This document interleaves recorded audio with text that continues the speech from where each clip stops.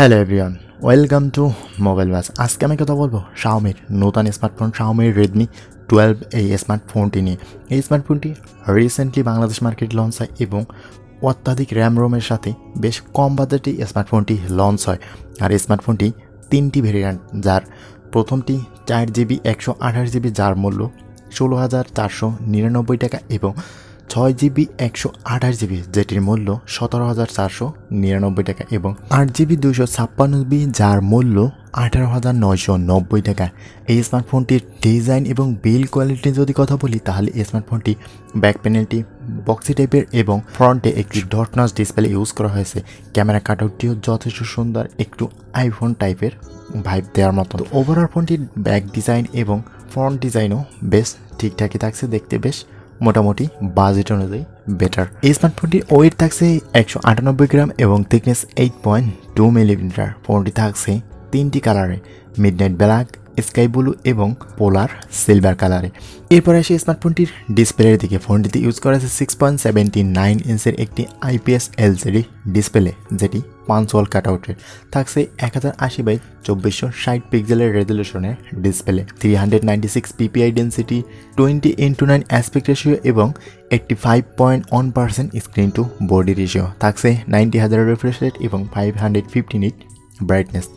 Overall display brightness 3 bezel মোটামুটি ঠিকঠাক, বেজেলটা একটু মোটা হলেও বাজেট অনুযায়ী মানানসই এবং IPS LCD বদলি এখানে অ্যামোলেড হলে বেটারই হতো। তো ওভারঅল ডিসপ্লেটা মোটামুটি অ্যাভারেজ। এরপরে এসে স্মার্টফোনটির পারফরমেন্স সেকশনে। ফোনটিতে ইউজ করা হয়েছে মিডিয়াটেক হিলিও G88 একটি 12 ন্যানোমিটারের চিপসেট, যার CPU হিসেবে থাকবে 2.0 GHz অক্টোকোর এবং GPU হিসেবে মিলবে Mali G52 MC2। আর ফোনটিতে থাকছে বেশ কিছু ভেরিয়েন্ট, সেটা প্রথমে দাম সহকারে বলা হয়েছে। স্মার্টফোনটি রান করবে MOE 14 এর সাথে Android 13।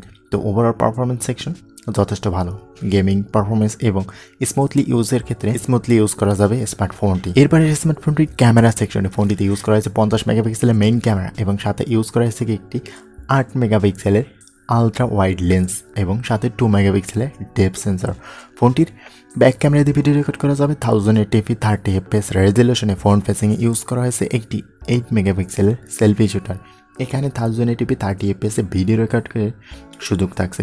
তো ওভারঅল ক্যামেরার দিক থেকেও বাজেট অনুযায়ী সব কিছুই ঠিকঠাকই থাকছে। ফেসবুকে আপলোড করার মতন, সোশ্যাল মিডিয়া আপলোড করার মতন মোটামুটি বেশ ভালো ছবি পাওয়া যাবে স্মার্টফোনটি দিয়ে। এরপরে আসে স্মার্টফোনটির পাওয়ার সেকশনে। ফোনটিতে ইউজ করা হয়েছে 5000 mAh ব্যাটারি এবং 18 ওয়াটের ফাস্ট চার্জার। বাজেট অনুযায়ী মেনে নিতেই হবে 18 ওয়াটের চার্জারটি এবং 5000 mAh ব্যাটারি বেশ মানানসই থাকছে।